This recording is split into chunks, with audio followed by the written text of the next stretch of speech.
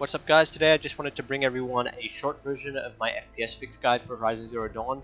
I do have a longer version with a lot of explanation and talking going on, and I wanted to just do a quick and concise version for people that wanted to share it to friends and not have to link timestamps and all that. So one of the main issues with the game that they've missed out when optimizing for a PC is they did not code the game properly to hold max clock speed for the CPU. And because it's a CPU and GPU intensive game, if the CPU is not holding its max clock speed, it will affect the GPU usage as well. So that will cause stutter, quite obviously. And the other issue is that the VRAM usage, if you're running a higher resolution and higher settings, the VRAM usage is not accurate per GPU model. So for an 8GB GPU, you ideally don't want to exceed 7GB of GPU usage because there's a shared amount of GPU memory that is actually shared with your system RAM for texture streaming. So if you're going over 7 gig and then there's not like 1 gig free for texture streaming, it will actually go over your VRAM limit and cause stutter because you're basically texture swapping instead of texture streaming at that point. So you want to have 1 gig VRAM free on for your GPU.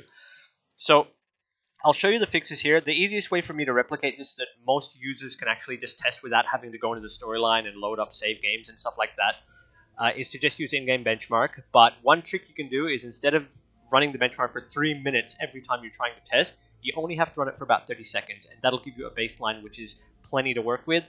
There are some areas in the game that are more intensive than others, but for the most part, if you run the benchmark for 30 seconds, it is a pretty accurate representation for most of the gameplay that most of the frame rate you'll be experiencing during gameplay. So what I've done is I've just set it to console settings, which is original, which is a good baseline for anyone that's troubleshooting performance issues. And I'm on 1440p. The default, I think VSync might be on for some people. Just turn it off for testing purposes, but you can turn it on later. And render scale is at 100%. So, and you don't want FPS limit in the game because the FPS limit counter is not that good.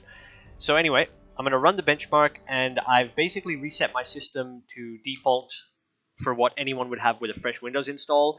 The only things that are important are your chipset drivers, your GPU drivers, and disabling Windows 10 game DVR, which can cause issues with a lot of games. So if you haven't disabled game DVR, disable it. And other than that, I've done no tweaks at this point. So this is just for demonstration purposes, and this is to show you the frame rate consistency issues that a lot of people are experiencing. So as you can see in the top right, my frame latency has got constant spikes. That is to do with the CPU. Now look at the CPU clock speed, and you can see the CPU clock speed dropping down to 1200 megahertz. It's just bouncing around all over the place. That is why there's so much stutter, and you can see it in the Digital Foundry video. You'll actually see their clock speed fluctuating, and some people might think it's not a big deal because the GPU is still under fairly high load, but the GPU load is also moving around because of the CPU. So it's kind of like an indirect CPU bottleneck by having the CPU being on a variable clock speed. So the cause of that, unless you've set a fixed clock speed in BIOS or set high performance power plan, the cause of it is running a balanced power plan with the default CPU power saving options enabled, which are already enabled by default. So anyway, you can clearly see in the top right that all this stutter is going on and the clock speed of the CPU is not holding steady. So about here is far enough. You don't have to really go further. You can already press spacebar and hit R, cancel the benchmark.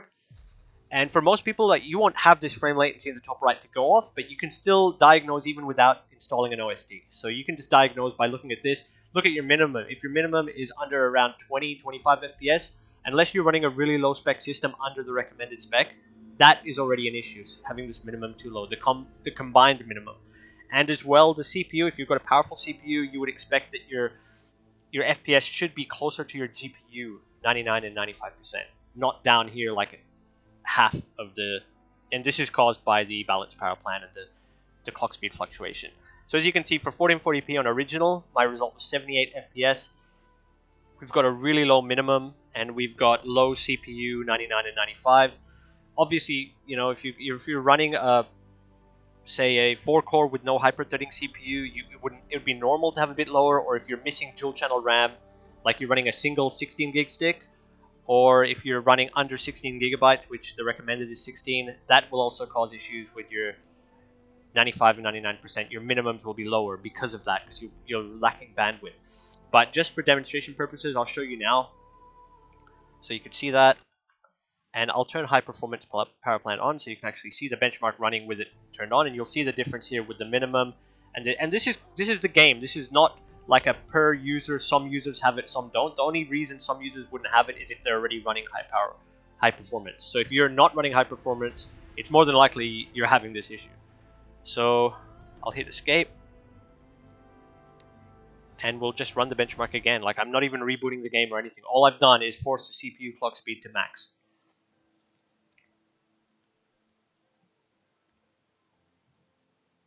So this is one of the main stutter causes that a lot of people are complaining about. And I don't know, like, I know they've already released a patch that's aimed at improving diagnostic capability of the game, but they should have added in an announcement that everyone should be running high performance power plant for this game until they've optimized the CPU performance.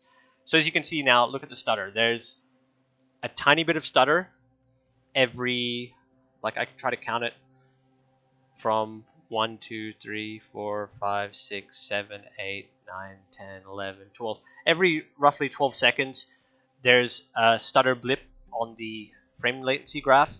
That is caused by having high GPU VRAM usage. So as you can see, my VRAM's at 7 gig or 7089 MB. That is over 7 gig, which you need 1 gig free for texture streaming. So if you're not aware how it works, the game streams textures from your system RAM to your VRAM, and it's streaming them in, and basically as the game needs it. But as long as there's around 1 gig free for doing that, you won't have any texture swapping stutter. But if you don't have 1 gig free VRAM, like my card's 8 gig, clearly I've gone over 7 gig. I don't have 1 gig free left. It's texture swapping instead of texture streaming, and that's the cause of that periodic frame latency spike. But the stutter, for the most part, is mostly gone. Like you can see, it's nowhere near as bad as it was the first time. And I can already end the benchmark. I went a little bit over. But as you can see here, the 99% and the 95 on my CPU have pretty much doubled. So they're up at 63, or almost doubled. And the minimum, instead of 13, it's doubled up to 25, pretty much. So much better result. And the average improved a little bit, but the main concern is the stutter and the minimum and the 95, 99 on the CPU. So you can see that that was a huge improvement.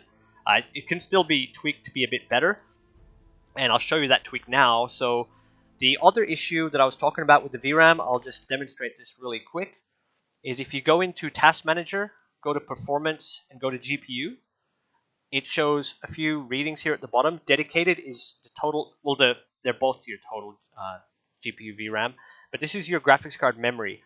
And the 8 gig will be, or whatever numbers here will be your total memory. So if you're on a 1080 Ti, it'll be 11 gig.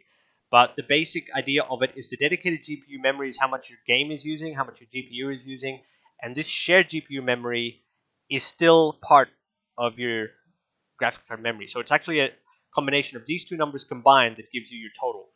So this shared GPU memory is what's actually basically streaming with your system memory. So here where it says GPU memory, that's actually system RAM, but it's the amount of system RAM being used for texture streaming. So the game loads textures into your system RAM and streams textures from system RAM. So this 4.9 gig is actually also in your system RAM, and it streams it into your graphics card memory. So as you can see, the total 4 plus 9, 0.9 is 4.9. And if I'm running the benchmark, which I'll do real quick, if it'll let me do it while oh no, I've got this open. Wait, I need to take always on top off.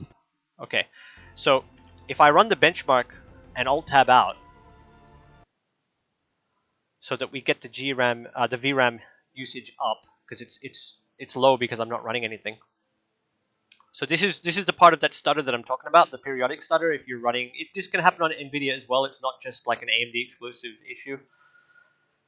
But watch the VRAM load up. It's going up now. It's up at 7. It's over 7 gig. That's already too high. Now, if I Alt Tab out while that's running and go back to this Performance GPU tab, you can see here GPU memory of my 8 gig is 7 gig plus 1.2 gig. So that's 8.2 gig in total GPU memory I'm using. And my GPU is an 8 gig GPU. So what happened when the 8 gigs filled up? It's texture swapping. So that's why we're getting this weird stutter all the time, like every so often. It's because the game is swapping textures on an interval.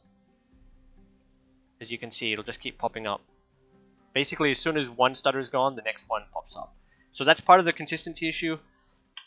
I am explaining it, but this is like direct, straight explanation. I'm not talking as much as I did in the other one.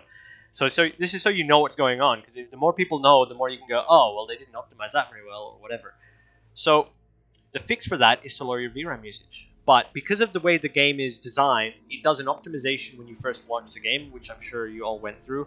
And during that optimization, it selects the VRAM, like, because it detects your hardware, it selects how much VRAM the game can use based on your hardware. And that's the problem. Like, when they've ported it, they've allowed the game to use too much VRAM for an 8 gig GPU, or for a whichever GPU, even for a 4 gig GPU. If they're allowing a 4 gig GPU to use over 3 gig, then it's not going to have any texture streaming headroom, because this game does stream textures, and there's no option to turn it off. So the fix for that is you can either lower your resolution, which obviously you're not going to want to do, or you can adjust textures. Now, for most games, textures control the overall texture detail, like texture quality for all objects in the game. In Horizon Zero Dawn, textures only really affect background level of detail. So it's like fine detail in the background, but if I show you this by switching between medium and high, like and low, there's not a massive difference. If I go to high and ultra, it looks a little bit sharper, but in reality, you'll barely notice the difference, even down to low. Now, one interesting thing is from medium to ultra, the VRAM usage won't change. So I can turn this up to ultra and run the benchmark, and it will still show around 7 gig. I'm not going to rerun it right now, but there's a weird thing where even though medium through to ultra don't change VRAM usage, dropping down to low frees up 1 gig of VRAM usage, and you barely notice it in game. So it's not like a huge quality loss thing. So if I switch this to low, you'll actually see that periodic stutter disappear, and my frame rate will smooth out a little bit more anyway. So I'm running the benchmark again on low textures.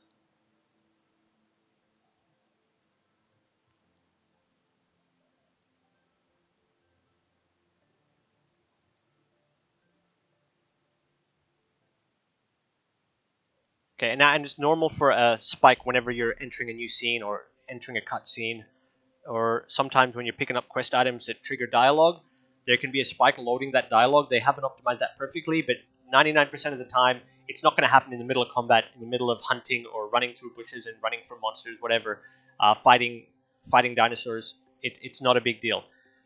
It won't happen. You'll have smooth frame rates. But as you can see, now look at the frame time compared to when I first ran the benchmark. It is not spiking at all. It's staying under 15 ms, and console runs at 35 ms, just for reference. So 35 ms is worse. It's higher latency. So this is very low latency with virtually no stutter anymore, just from those two fixes of high performance. And as you can see, my VRAM usage is staying under 7 gig. That's what you want. So based on whatever VRAM your card has, do the same thing. Run the benchmark, Alt-Tab out, and take a look at that total memory. See if you're exceeding it on medium texture settings. And if you are, then yeah, just try running low textures. And it's not a proper fix. Like, they can actually code the game to use less VRAM, even at higher texture details.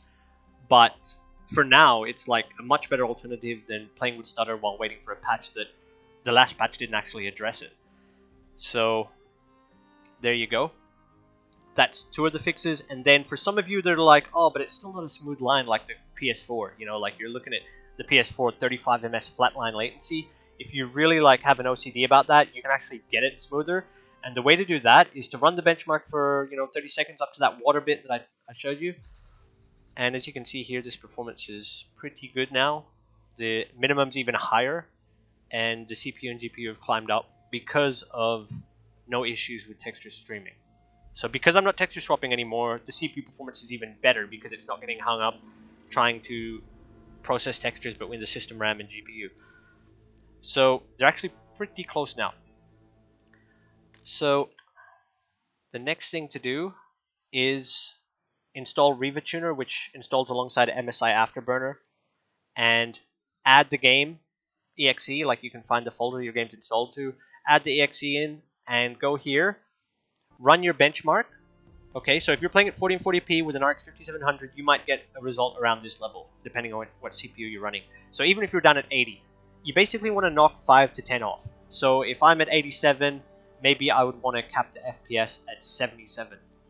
But at the same time, you also can use your 95% or your 99% as a rough guide that, okay, you'll still get a little bit of blips here and there on the frame latency graph if you don't cap it a bit lower. So instead of 87, you might choose 74 or 68 or even 70. And this is 99%, so it's not like you're going to see it all the time. It's actually going to be pretty rare and probably unnoticeable for the most part.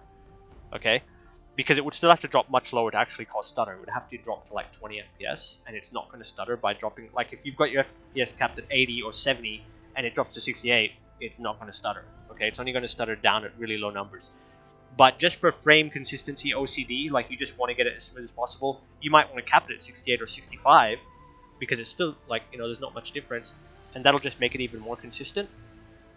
But for the most part, if you're not running a frame latency graph, it's just going to be placebo. You're not even going to know. You could leave it uncapped, but you can save a little bit of temperature and have headroom. Like you're going to end up with a smoother overall experience by not running uncapped. Because when you run uncapped, your GPU is pegged at 99% for most of the gameplay. That can cause higher temperatures and can contribute to instability. So capping it is a good thing in a way, as long as you don't use the in-game FPS cap, which is a bit broken, or VSync, which adds input latency. So just for demonstration purposes, I'm just going to cap it at 70 because that's very close to the minimums that I'm getting. And now we'll see this cap at 70. The frame latency will be a bit higher if you set a lower cap, but that's not a big deal as long as you're not like down at 20 FPS. And we're going to run that benchmark again to show you how smooth and consistent on PC we can get this benchmark running.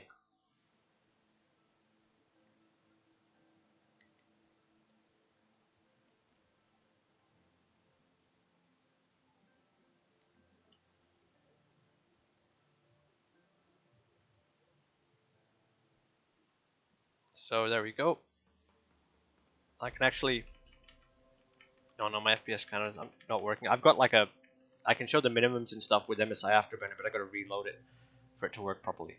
But as you can see, just staring at it, it's flatline 14.2 ms, 70 FPS, and that's perfect frame consistency. But we'll just let it get into the city with the NPCs, just for the sake of it.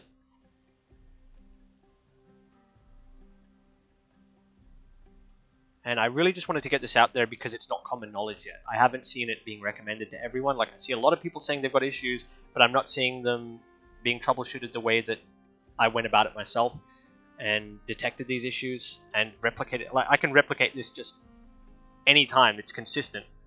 So I would expect that on most Intel systems, it's probably the same thing. And looking at the Digital Foundry video, which was, you know, broadcast to thousands of people, hundreds of thousands, you can actually see their CPU clock speed fluctuating, and then they connected it to PCI bandwidth, and they said it wasn't a CPU issue. But your CPU fluctuating clock speed, based on the threads your CPU is using, will affect performance of the game and your GPU. But as you can see, yeah, super smooth. And I'll cancel out, and we'll take a look at these results. The CPU actually had headroom from not being pegged, if that makes sense. So when the CPU has less work because it's not running at max capacity, it's been capped, the performance actually goes up even higher.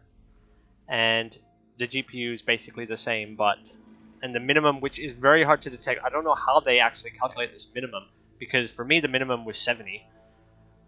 Based on the GPU and the CPU was definitely 74 or 70. And it's showing 48 here, so I don't completely understand that result. But as you could see from the test itself, the frame latency was just smooth the whole time. And if I just quickly restart Afterburner, because this is annoying me that it's not allowing me to run my thingy. So that was it for the video, guys. Hopefully these fixes help for you. And there's more I could go into to do with stability testing, troubleshooting. A lot of the crashes I think are system related, to do with instability, because the game does place a high CPU and GPU load, especially if you just run it uncapped like some people have suggested. And that will just reveal instabilities that might have already been there for a lot of people. So if you're getting like crashes and things like that, I would be doing stress tests and stability tests just to make sure that there's not something you overlook. Because a lot of people will do a new build and they never even do a mem test to test the stability of their memory, and they assume that just because other games run fine or your desktop's running fine, that there's nothing wrong with the RAM. when a slight instability will only show up under certain scenarios, like you're playing an intensive game that loads your GPU and your hardware in a different way to other games, because most games tend to favor just the GPU or just the CPU. And as you can see here, the CPU load is fairly high on my setup, and the GPU load is high. They're both high. But yeah, I've got the FPS benchmark running, and you can see here through RivaTuner that I'm holding a flatline 60 even on the 0.1% lows. And that's because of the FPS cap as well. Not just, turning on high performance and lowering the VRAM usage, but the FPS cap, freeing up CPU cycles and not forcing the maximum FPS possible, actually improves performance a ton and consistency. So yeah, that's crazy at 1440p. Okay, so I'll cancel that. And yeah, you can see these numbers are just insane. And I haven't patched my game yet. I've actually got it running without the patch. And now we'll go over to Ultra. But because of the VRAM usage issue that they have to address, I'm going to just set the textures to low. Okay, because until they fix the VRAM usage to not exceed, to leave 1 gig free for texture streaming, until they fix that properly, you're not gonna be able to run it stutter free unless you've got a really high VRAM GPU that they haven't. I think for the 2080 Ti and the 1080 Ti, your VRAM usage is not going to go up to 10 gig, and if it is, then you will still get stutter even on an 11 gig card, because of lack of texture streaming headroom. So if you're playing at like 4K, for example. But anyway, I'm just going to leave this on low, and we're going to try running it full ultra apart from that issue. So this is 1440p, and needless to say, 1080p also performs just as good, if not, well, better, because it's a lower resolution. But this is a good middle ground for most people to actually see the fixes in action, and that I'm not just talking rubbish. Like, sometimes there'll be a fix guide that gives you unnecessary, tweaks that actually don't necessarily help everyone. But this is a game level issue, so this is full ultra. As you can see, my GPU is at 98%, and it clearly cannot keep up with the ultra settings with the 70 FPS cap. But we're only going to run a little bit in, and if your goal is just to play with the max detail possible for your resolution, you can still smooth out the consistency, and maybe you'll sacrifice running at 60 FPS by not lowering settings, but considering console runs at 30, that's not a big deal, because you're getting the benefit of ultra settings. So we'll just go up to here. Now, pressing spacebar dropped the result because it paused. But as you can see, around 50 is, or maybe 40, but around 50 was our baseline performance. And if my goal was just to run maximum detail, I would Horizon Zero Dawn, cap it at 50. Like, don't get OCD about 60. Cancel that benchmark and run the benchmark again.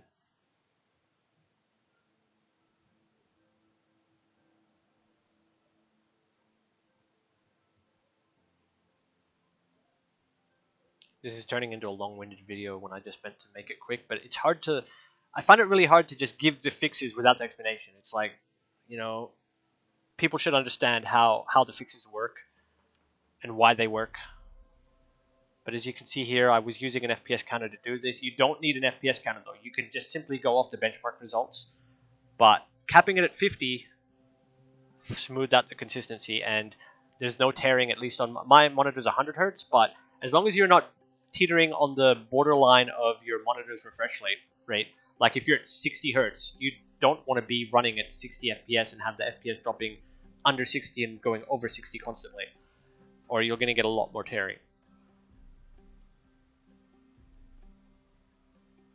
But yeah, this kind of like proves the point with the frame. The frame limit works wonders. Like, you might think it doesn't do a big deal. Like, you can see it right here. It is making a massive difference.